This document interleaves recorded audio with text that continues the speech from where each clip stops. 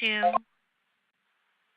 Welcome to Broadcom Inc.'s third quarter fiscal year 2025 financial results conference call. At this time, for opening remarks and introductions, I would like to turn the call over to Ji Yoo, Head of Investor Relations of Broadcom Inc. Please go ahead. Thank you, Cherie, and good afternoon, everyone. Joining me on today's call are Hock Tan, President and CEO, Kirsten Spears, Chief Financial Officer, and Charlie Kawwas, President, Semiconductor Solutions Group. Broadcom distributed a press release and financial tables after the market closed, describing our financial performance for the third quarter of fiscal year 2025. If you did not receive a copy, you may obtain the information from the investor section of Broadcom's website at broadcom.com. This conference call is being webcast live, and an audio replay of the call can be accessed for 1 year through the investor section of Broadcom's website. During the prepared comments, Hock and Kirsten will be providing details of our third quarter fiscal year 2025 results, guidance for our fourth quarter of fiscal year 2025, as well as commentary regarding the business environment. We'll take questions after the end of our prepared comments.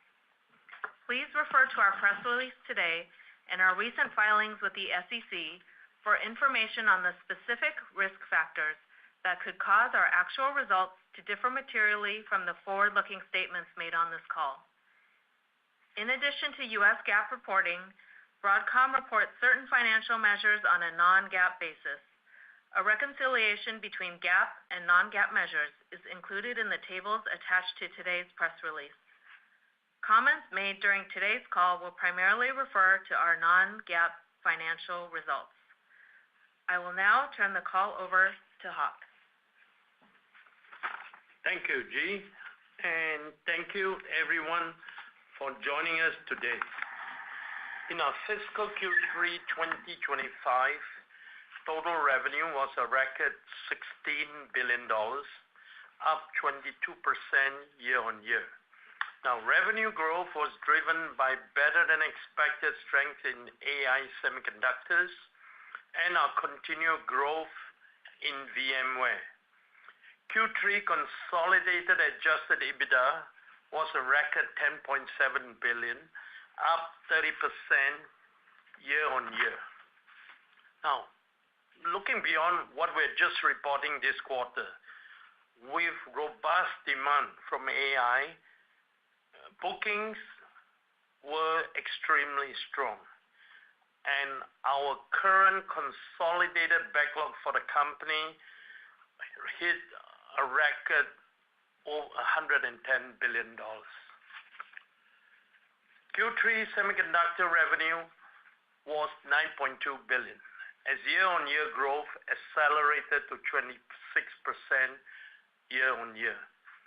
And this accelerated growth was driven by AI semiconductor revenue of $5.2 billion, which was up 63% year-on-year and extend the trajectory of robust growth to 10 consecutive quarters. Now, let me give you more color on our XPU business, which accelerated to 65% of our AI revenue this quarter.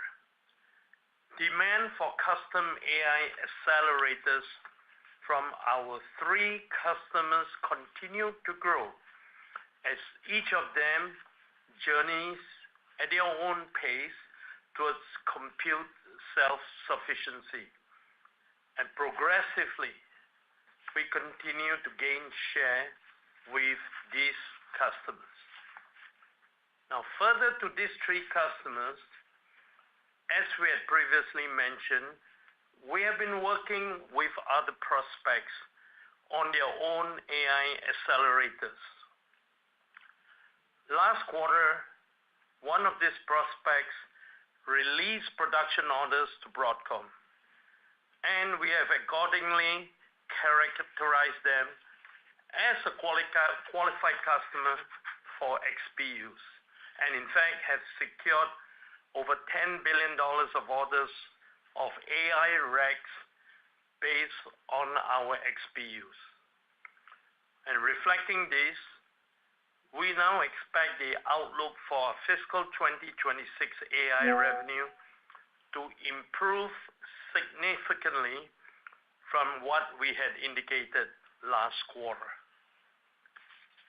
Turning to AI networking, demand continued to be strong because networking is becoming critical as LLMs continue to evolve in intelligence and compute clusters have to grow bigger. The network is the computer, and our customers are facing challenges as they scale to clusters beyond 100,000 compute nodes. For instance, scale up, which we all know about, is a difficult challenge when you're trying to create substantial bandwidth to share memory across multiple GPUs or XPUs within a rack. Today's AI rack scales up a mere 72 GPUs at 28.8 terabit per second bandwidth using a proprietary NVLink. On the other hand, earlier this year, we have launched Tomahawk 5 with Open Ethernet, which can scale up 512 compute nodes for customers using XPUs. Moving on to scaling out across racks, today the current architecture using 51.2 terabit per second requires 3 tiers of networking switches. In June, we launched Tomahawk 6 and our Ethernet-based 102 terabit per second switch, which flattens the network to 2 tiers, resulting in lower latency, much less power. And when you scale to clusters beyond a single data center footprint, you now need to scale computing across data centers. And over the past 2 years, we have deployed our Jericho 3 Ethernet router with hyperscale customers to just do this. And today we have launched our next generation Jericho 4 Ethernet fabric router with 51.2 terabit per second deep buffering, intelligent congestion control to handle clusters beyond 200,000 compute nodes crossing multiple data centers. We know the biggest challenge to deploying larger clusters of compute for generative AI will be in networking. And for the past 20 years, Broadcom has developed for Ethernet networking is entirely applicable to the challenges of scale up, scale out, and scale across in generative AI. And turning to our forecast, as I mentioned earlier, we continue to make steady progress in growing our AI revenue. For Q4 2025, we forecast AI semiconductor revenue to be approximately $6.2 billion, up 66% year on year. Now, turning to non-AI semiconductors, demand continues to be slow to recover, and Q3 revenue of $4 billion was flat sequentially. While broadband showed strong sequential growth, enterprise networking and server storage were down sequentially. Wireless and industrial were flat quarter on quarter as we expect. In contrast, in Q4, driven by seasonality, we forecast non-AI semiconductor revenue to grow low double digits sequentially to approximately $4.6 billion. Broadband, server storage, and wireless are expected to improve, while enterprise networking remains down quarter-on-quarter. Now, let me talk about our infrastructure software segment. Q3 infrastructure software revenue of $6.8 billion was up 17% year-on-year, above our outlook of $6.7 billion as bookings continue to be strong during the quarter. We booked, in fact, total contract value over $8.4 billion during Q3. But here's one I'm most excited about. After 2 years of engineering development by over 5,000 developers, we delivered on a promise when we acquired VMware. We released VMware Cloud Foundation version 9.0, a fully integrated cloud platform which can be deployed by enterprise customers on-prem or carried to the cloud. It enables enterprises to run any application workload, including AI workloads, on virtual machines and on modern containers. This provides the real alternative to public cloud. In Q4, we expect infrastructure software revenue to be approximately $6.7 billion, up 15% year-on-year. And in summary, continued strength in AI and VMware will drive our guidance for Q4 consolidated revenue to approximately $17.4 billion, up 24% year-on-year. And we expect Q4 adjusted EBITDA to be 67% of revenue. And with that, let me turn the call over to Kirsten. Thank you, Hock. Let me now provide additional detail on our Q3 financial performance. Consolidated revenue was a record $16 billion for the quarter, up 22% from a year ago. Gross margin was 78.4% of revenue in the quarter, better than we originally guided on higher software revenues and product mix within semiconductors. Consolidated operating expenses were $2 billion, of which $1.5 billion was research and development. Q3 operating income was a record $10.5 billion, up 32% from a year ago. On a sequential basis, even as gross margin was down 100 basis points on revenue mix, operating margin increased 20 basis points sequentially to 65.5% on operating leverage. Adjusted EBITDA of $10.7 billion, or 67% of revenue, was above our guidance of 66%. This figure excludes $142 million of depreciation. Now a review of the P&L for our two segments, starting with semiconductors. Revenue for our Semiconductor Solutions segment was $9.2 billion, with growth accelerating to 26% year-on-year, driven by AI. Semiconductor revenue represented 57% of total revenue in the quarter.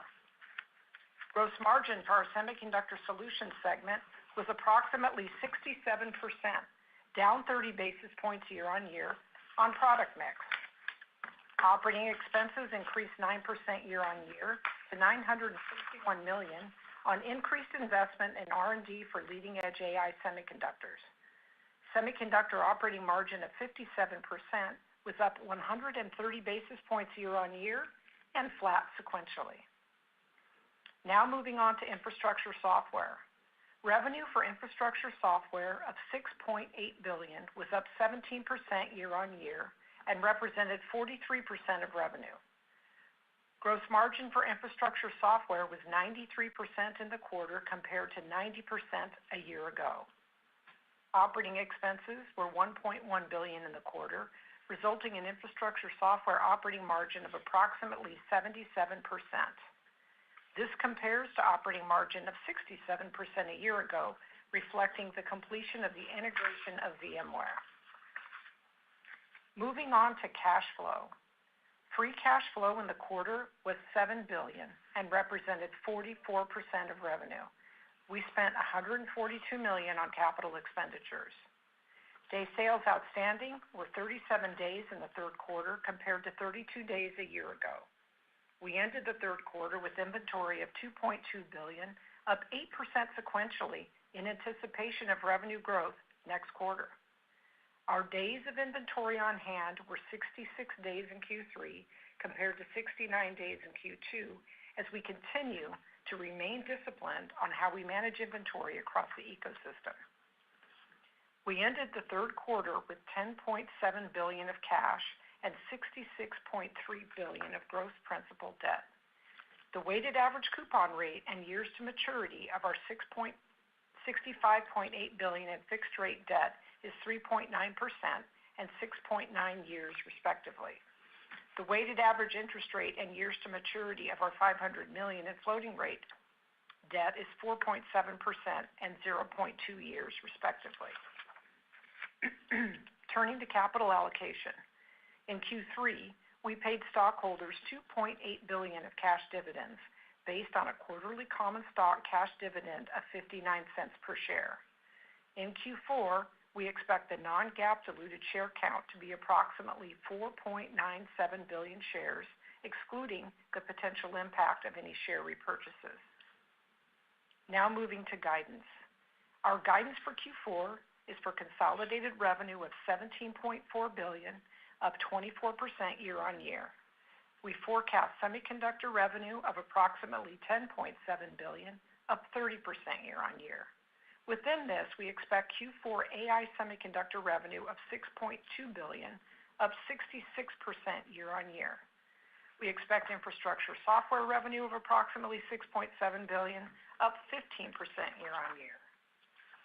For your modeling purposes, we expect Q4 consolidated gross margin to be down approximately 70 basis points sequentially, primarily reflecting a higher mix of XPUs and also wireless revenue.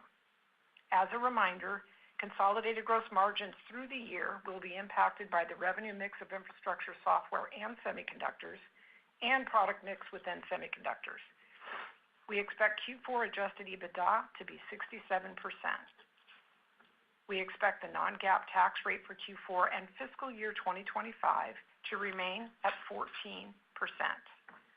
I will now pass the call back to Hock for some more exciting news. I don't know about exciting, Kirsten, but I do. I thought before we move to questions, I should share an update. The board and I have agreed that I will continue as the CEO of Broadcom through 2030 at least. These are exciting times for Broadcom, and I'm very enthusiastic to continue to drive value for our shareholders. Operator, please open up the call for questions. Thank you. To ask a question, you will need to press star 11 on your telephone. To withdraw your question, press star 11 again. Due to time restraints, we ask that you please limit yourself to one question. Please stand by while we compile the Q&A roster. And our first question will come from the line of Ross Seymore with Deutsche Bank. Your line is open. Hi, guys. Thanks for asking the question. And Hock, thank you for sticking around for a few more years. So I just wanted to talk about the AI business and specifically the XPU. When you said you're going to grow significantly faster than what you had thought a quarter ago, what's changed? Is it just the impressive prospect moving to a customer definition, so that $10 billion backlog that you mentioned, or is it stronger demand across the existing three customers? Any detail on that will be helpful. I think it's both, Ross, but to a large extent, it's the fourth customer that we now add on to our roster, which we will ship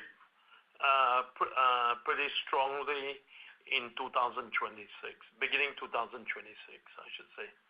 So a combination of increasing volumes from our existing three customers, and we move through that very progressively and steadily, and the addition of a fourth customer with immediate and fairly substantial demand really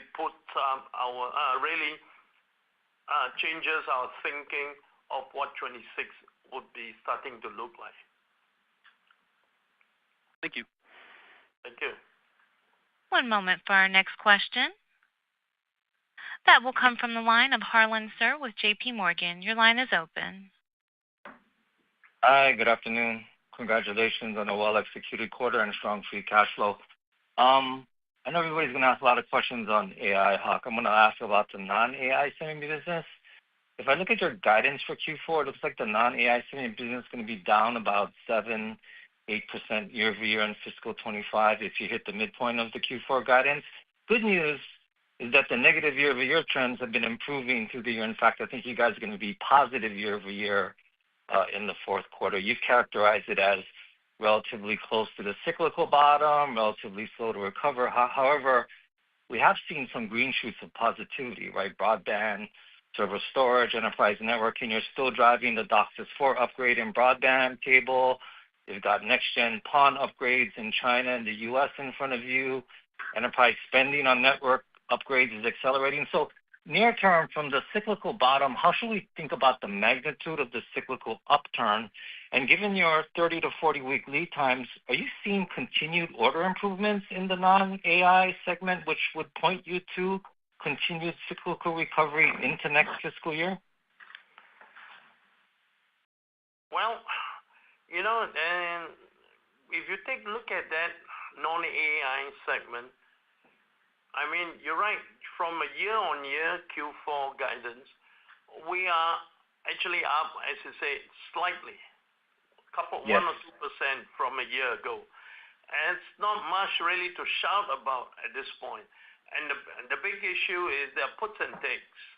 And the puts and takes, and the bottom line to all this is, other than seasonality that we perceive, if you look at it short term, without looking year on year, but looking sequentially, we see in things like wireless, and we even start to see some seasonality in server storage these days.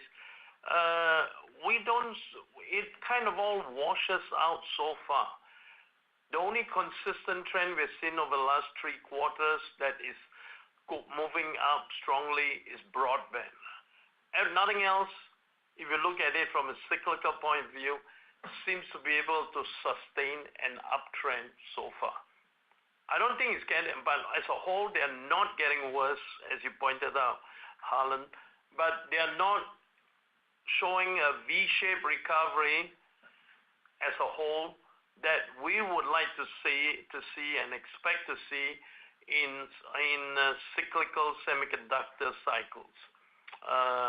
The only thing that gives us some hope is broadband at this point, and it is recovering very strongly. But then it was the business that was most impacted in the sharp downturn of 24 and early 25.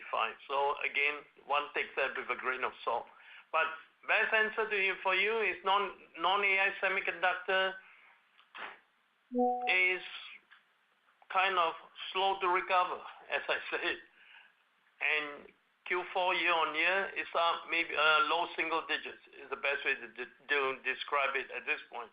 So I'm expecting to see more of a U-shaped recovery in non-AI, and perhaps by mid-26, late 26, we start to see some meaningful recovery. But as of right now, not clear. Are you starting to see that in your order trend, in your order book, just because your lead times are like 40 weeks, right? We are. But we've been tricked before, but we are. The bookings are up, and they are up year on year in excess of 20%. Nothing like what AI bookings look like, but 23% is still pretty good, right? Thank you. One moment for our next question. That will come from the line of Vivek Arya with Bank of America. Your line is open. Thanks for taking my question, and best wishes, Hock, for the next part of your tenure. My question is on, if you could help us quantify what is the new fiscal 26 AI guidance? Because I think the last call you mentioned fiscal 26 could grow at the 60% growth rate.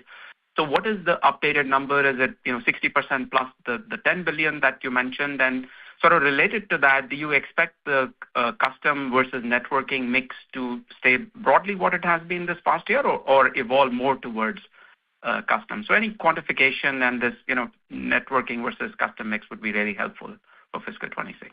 Okay, let's answer the first part first. If I could be so bold as to suggest to you last quarter when I said, hey, the trend of growth of 26 will mirror that of 25, which is 50-60% year on year. That's really all I said. I didn't but of course it comes out 50-60% because that's what 25 is. All I'm saying, if you want to put another way of it, looking at what I'm saying, which is perhaps more accurate, is we're seeing the growth rate accelerate as opposed to just remain steady at that 50-60%. We are expecting and seeing 2026 to accelerate more than the growth rate we see in 25. And I know you love me to throw in a number at you, but you know what? We're not supposed to be giving you a forecast for 26, but best way to describe it, it will be fairly material improvement. And the networking versus custom? Good point. Thanks for reminding me. As we see, and a big part of this driver of growth will be XPUs.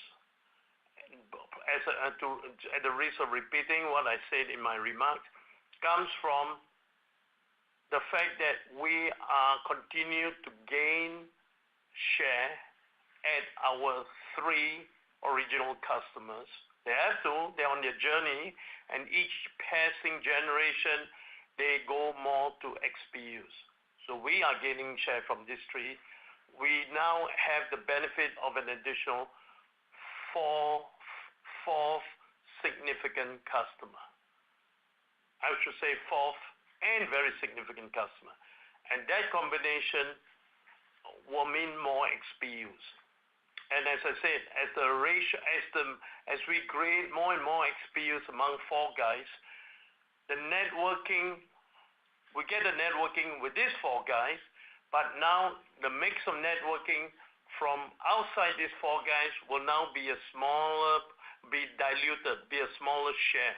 So I expect actually networking percentage of the pool to be a declining percentage going into 26. Thank you, Hock. And one moment for our next question. And that will come from the line of Stacy Rasgon with Bernstein Research. Your line is open.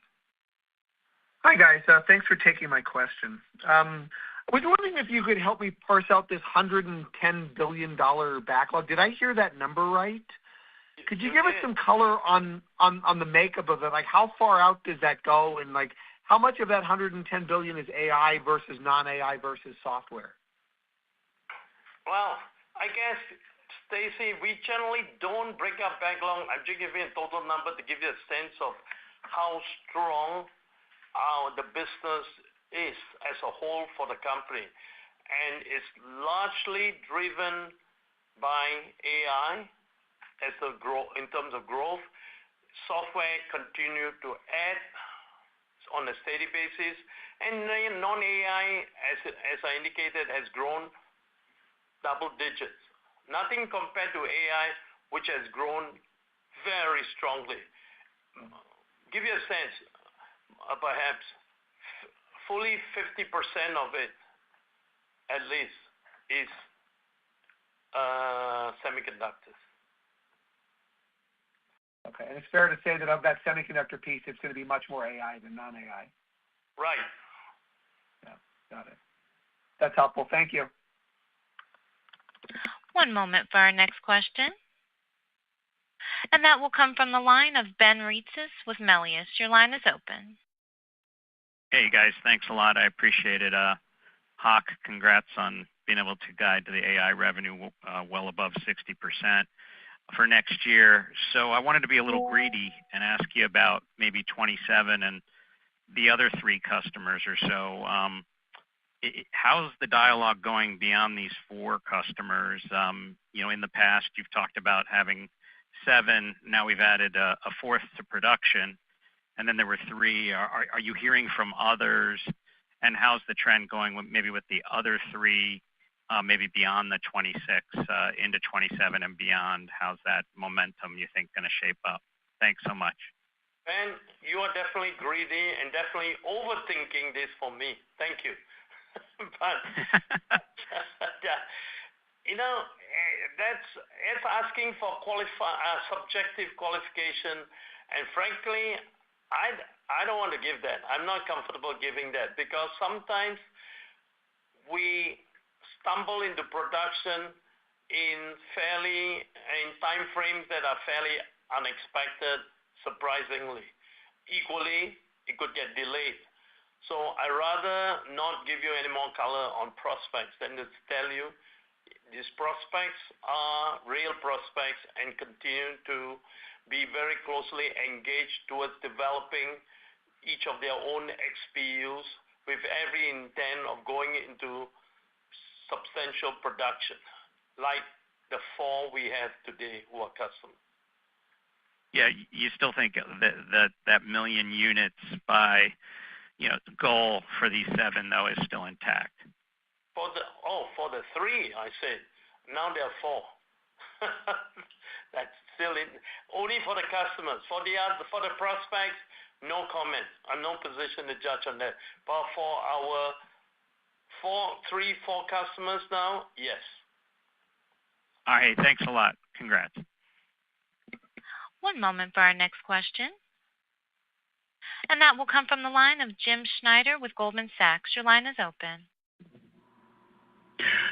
Good afternoon. Thanks for taking my question. Hock, I was wondering if you could give us a little more color, not necessarily on the prospects which you still have in the pipeline, but how you view the universe of additional prospects beyond the 7, customers and prospects you've already identified. Do you still see there being additional prospects that would be worthy of a custom chip? And I know you've been relatively circumspect in terms of the number of customers that are out there and the volume that they can provide, and selective in terms of the opportunities you're interested in. And so maybe frame for us the additional prospects as you see them beyond these 7. Thank you.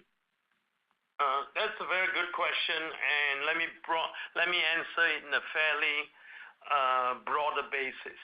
Well, as I said before, and perhaps repeat a bit more, we look at this market in 2 broad segments.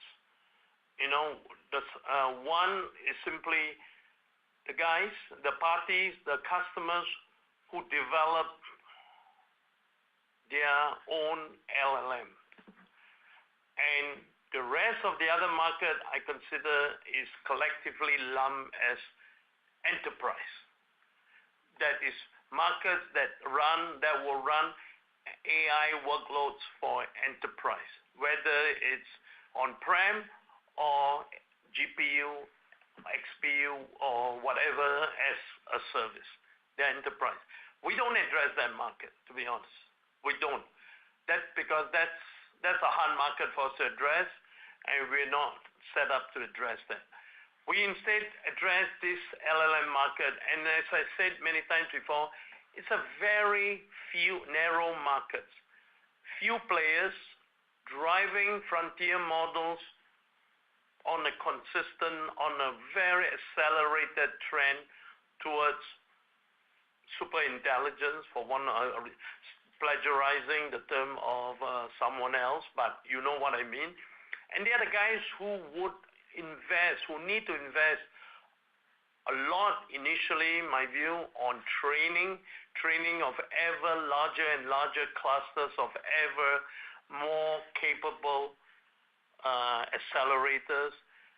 But also, as for these guys, they got to be accountable to shareholders or accountable to being able to create cash flows that can sustain their path. They start to also invest in inference in a massive way to monetize their models. These are the players we work with. These are individually players who spend a lot of money on a lot of compute capacity, just that there are only so few of them.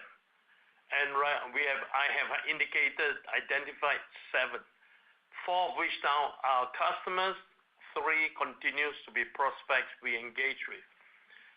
And we're very picky and careful, I should say, shouldn't use the word picky, careful who qualifies under that. And I indicated it.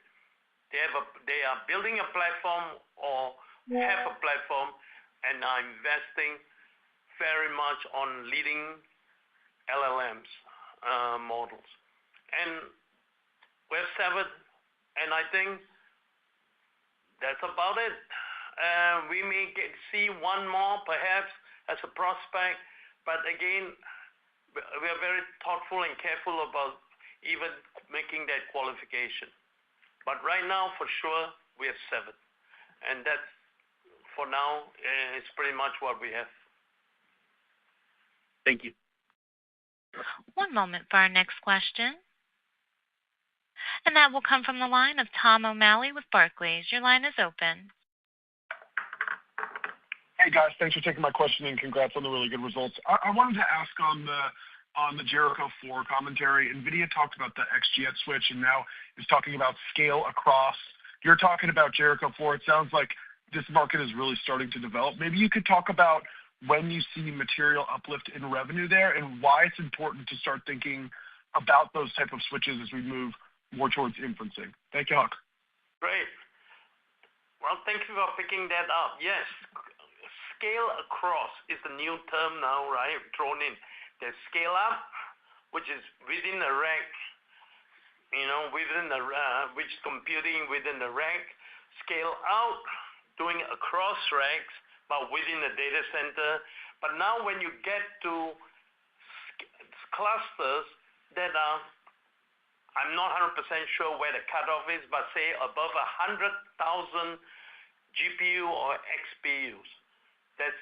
You're talking about probably many cases because of limitation of power shell, that the data center, that you don't do one single data center footprint site to sit with over 100,000 of those XPUs in one site.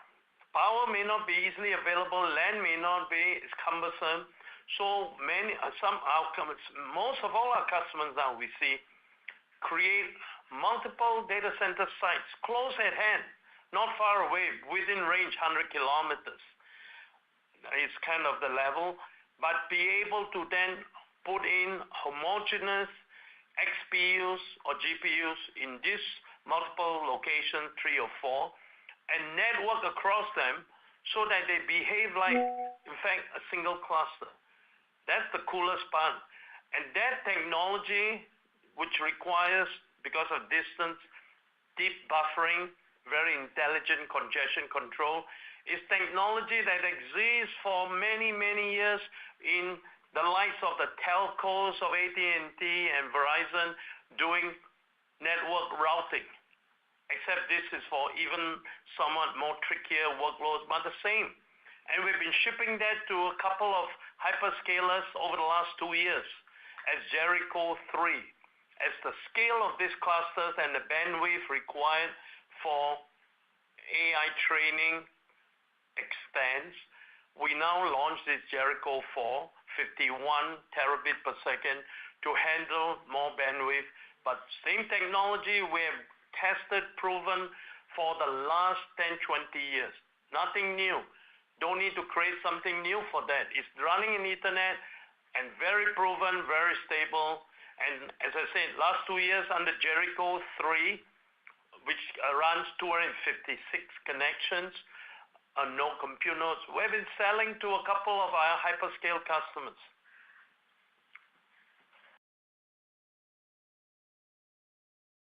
One moment for our next question. And that will come from the line of Karl Ackerman with BNP Paribas. Your line is open. Yes, thank you. Hock, have you completely converted your top 10,000 accounts from vSphere to the entire vSphere Cloud Foundation virtualization stack? I ask because I think last quarter, 87% of accounts had adopted that, and that's certainly a marked increase versus less than 10% of those customers who bought the entire suite before the deal. And I guess as you address that, what interest level are you seeing with the longer tail of enterprise customers adopting VCF? And are you seeing tangible cross-selling benefits of your merchant semiconductor storage and networking business as those customers adopt VMware? Thank you. Okay. To answer your first part of the question, yeah, pretty much virtually way over 90% is bought VCF. Now, I'm careful about choice of word. Because we have sold them on it and they've bought licenses to deploy it, doesn't mean they are fully deployed. Here comes the other part of our work, which is to take these 10,000 customers, or a big chunk of them, who have bought the vision of a private cloud on-prem, and working with them to enable them to deploy it and operate it successfully on their infrastructure on-prem. That's the hard work over the next 2 years that we see happening. And as we do it, we see expansion across their IT footprint on VCF, private cloud, running on their data set within their data center. That's the key part of it. And we see that continuing. And that's the second phase of my VMware story. First phase is convinces people to convert from perpetual subscription, and so doing purchase VCF. Second phase now is make that purchase they made on VCF create the value they look for in private cloud on their premise, on their IT data centers. That's what's happening. And that will sustain for quite a while, because on top of that, we will start selling advanced services, security, disaster recovery, even AI, running AI workloads on it. All that is very exciting. Your second question is that able to enable me to sell more hardware? No, well, it's quite independent. In fact, as they virtualize their data centers, we consciously accept the fact that we are commoditizing the underlying hardware in the data center. Commoditizing servers, commoditizing storage, commoditizing even networking. And that's fine. And by so commoditizing, we're actually reducing costs of investments in hardware in data centers for enterprises. Now, beyond this largest 10,000, are we seeing a lot of success? We're seeing some. But again, two reasons why we do not expect it to be as necessarily successful. One is the value, the TCO as they call it, that comes from it will be much less. But the more important thing is the skill sets that needs to not just deploy, that you can get services and ourselves to help them, but to keep operating it might not be something that they can take on. And we shall see. This is an area we're still learning, and it'll be interesting to see. Well, VMware has 300,000 customers. We see the top 10,000 as being people where it makes a lot of sense, derive a lot of value in deploying private cloud using VCF. We now are looking at whether the next 20,000, 30,000 mid-sized companies see it the same way. Stay tuned. I'll let you know. Very clear. Thank you. One moment for our next question. And that will come from the line of C.J. Muse with Cantor Fitzgerald. Your line is open. Yeah, good afternoon. Thanks for taking the question. I was hoping to focus on gross margins. I understand that the guide down 70 bips, particularly with software lower sequentially and greater contributions from wireless and XPU. But to hit that 77.7, I either have to model semiconductor margins flat, which I would think would be lower, or software gross margins to 95%, up 200 basis points. So can you kind of help me better understand kind of the moving parts there to allow only a 70 basis point drop? Yeah. I mean, TPUs will be going up along with wireless, as I said on the call, and our software revenue will be coming up just a bit as well. You mean As we indicate. XPUs? XPUs, yes. And one I mean, moment. Wireless is typically our heaviest quarter, right, of the year for wireless. So you have wireless and TPUs with generally lower margins, right, and then our software revenue coming up.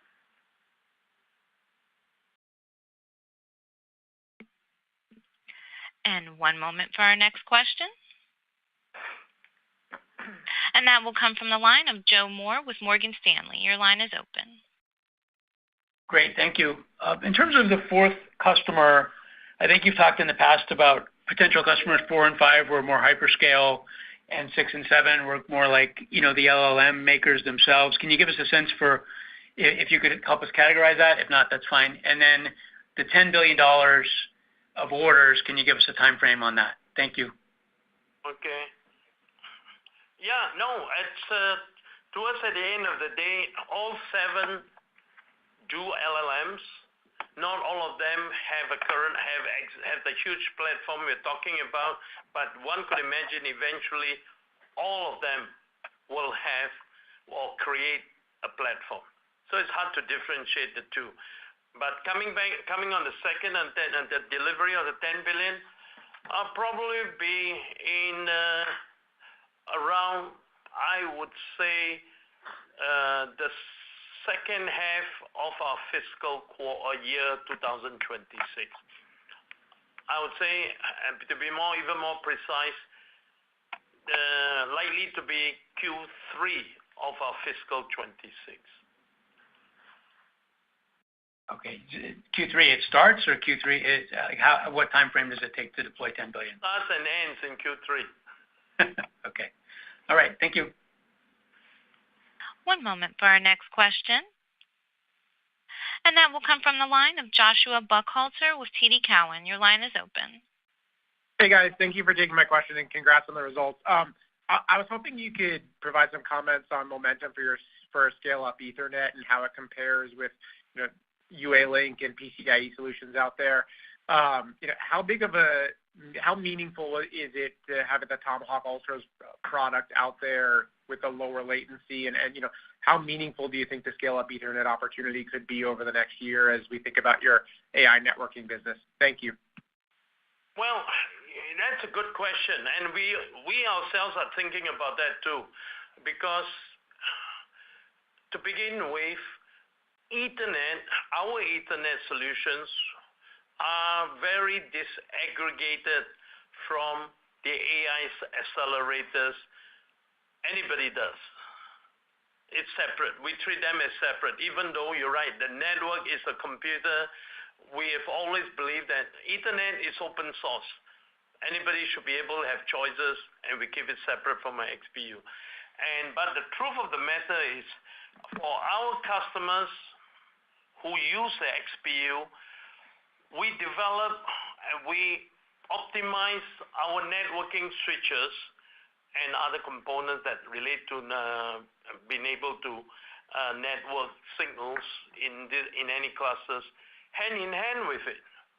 In fact, all these XPUs have developed with interface that handles Ethernet, very, very much so. So that's, in a way, with XPUs, with our customers, we are openly enabling Ethernet as a networking protocol of choice, very, very openly. And it need not be our Ethernet switches. It could be any other, but somebody else Ethernet switches that does it. It just happens to be we're the lead in this business, so we get that. But beyond it, especially when it comes to a closed system of GPUs, we see less of it, except in the hyperscalers, where the hyperscalers are able to architect their GPUs clusters very separate from the networking side, especially in scale out. In which case, on those hyperscalers, we sell a lot of these Ethernet switches that they're scaling out. And we suspect when it goes to scaling across now, even more Ethernet that are disaggregated from the GPUs that are in the place. As far as XPUs are concerned, for sure, it's all Ethernet. Thank you. One moment for our next question. That will come from the line of Christopher Rowland with Susquehanna. Your line is open. Thank you for the question, and congrats on the contract extension, Hock. My questions are about competition, both on the networking side and the ASIC side. You kind of answered some of that, I think, in the last question, but do you view any competition on the ASIC side, particularly from U.S. or Asian vendors, or do you think this is decreasing? And on the networking side, do you think UA-Link or PCIe even has a chance of displacing SUE in 2027 when it's expected to ramp? Thanks. Thank you for embracing SUE. Thank you. I didn't expect that to come out, and I appreciate that. Well, I'm biased, to be honest, but it's so obvious I can't help but being biased because Ethernet is well proven.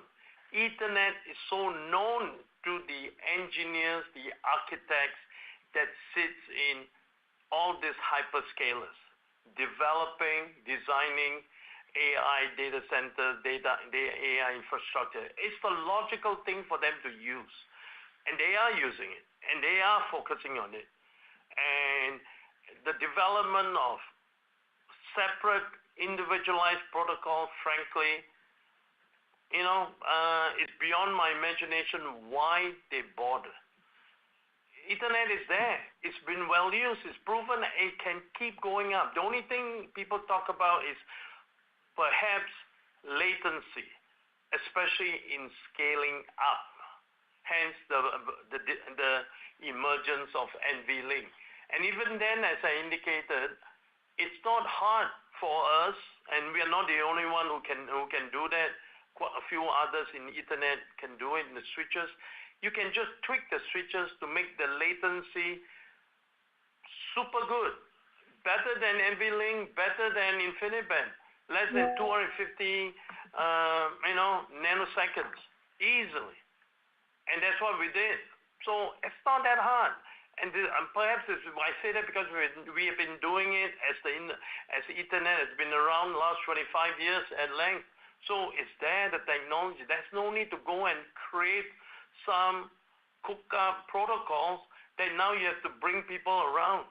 Ethernet is the way to go, and there's plenty of competition too because it's an open source system.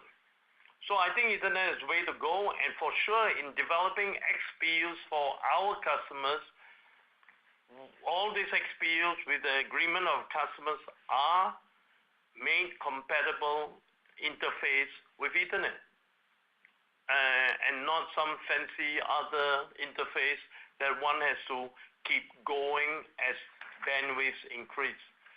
And I assure you, we have competition, which is one of the reasons why the hyperscalers like Ethernet. It's not just us. They can find somebody else if for whatever reason they don't like us, and we're open to that. It's always good to do that. It's an open source system, and there are players in that market, not any closed system.